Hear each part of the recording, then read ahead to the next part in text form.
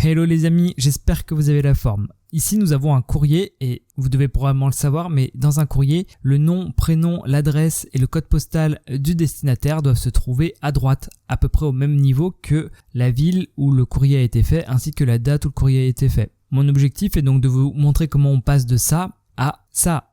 Ceci en quelques secondes.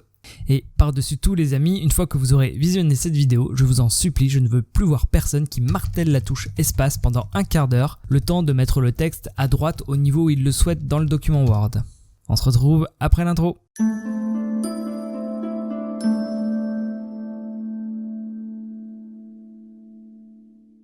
Alors, vous l'aurez normalement vu dans le titre de la vidéo, mais aujourd'hui nous allons parler de tabulation.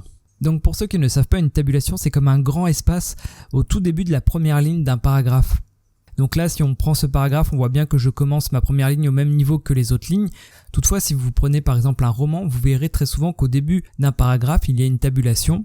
Donc c'est-à-dire que la première ligne elle est décalée par rapport aux autres. Ça permet, en plus de l'espace que vous avez ici entre monsieur madame et le c'est, ça permet d'appuyer le fait que nous sommes dans un nouveau paragraphe, que nous entamons une nouvelle idée.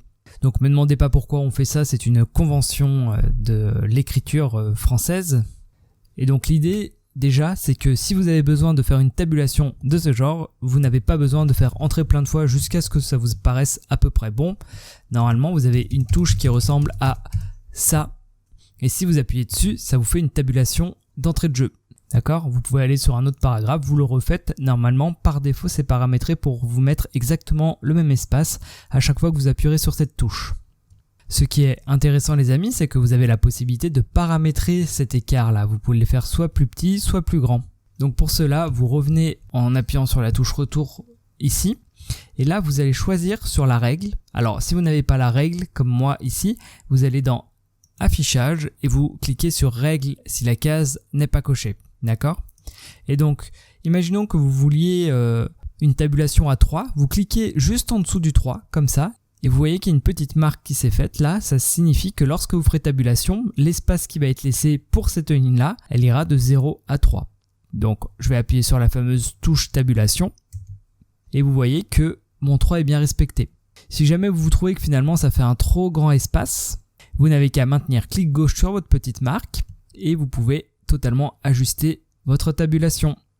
Donc si jamais, je sais pas, vous faites un document Word où vous devez avoir une tabulation très précise, je dis n'importe quoi, à 2,65 par exemple, donc soit vous essayez d'arriver à faire 2,65 ici, mais sinon vous avez la possibilité d'être beaucoup plus précis. Pour cela vous allez dans le petit coin de paragraphe, vous cliquez dessus, vous voyez qu'en bas vous avez un bouton qui s'appelle tabulation, vous recliquez dessus, et donc là vous voyez que vous pouvez gérer le taquet, donc c'est-à-dire le petit signe, vous pouvez décider de le mettre où vous voulez sur la règle. Donc on avait dit nous, il me semble 2,6.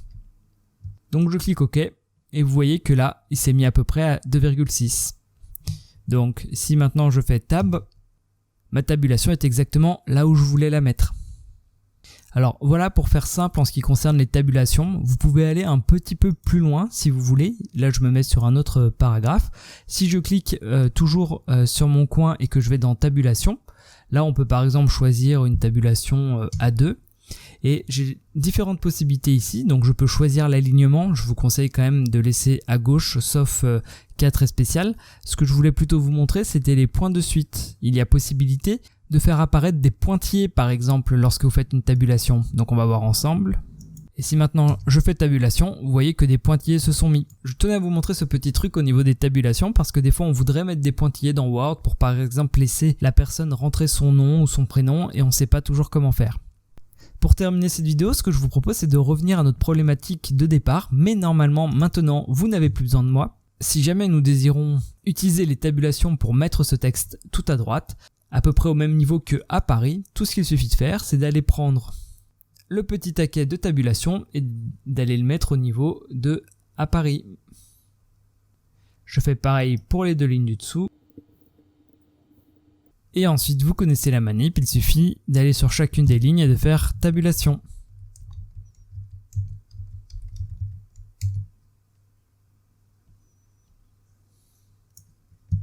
À noter que vous auriez pu, toujours grâce à la règle, aller un poil plus vite en sélectionnant directement vos 3 lignes et en prenant le petit triangle qui va vers le bas en haut et en venant décaler votre texte comme ça.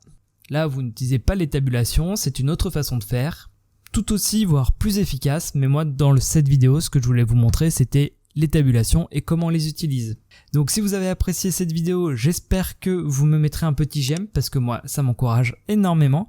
Si vous voulez pas louper les prochains tutos sur Word, abonnez-vous. Et si vous voulez en voir plus, je vous affiche la playlist Tuto Word sur votre écran. En attendant, je vous souhaite une bonne journée et portez-vous bien.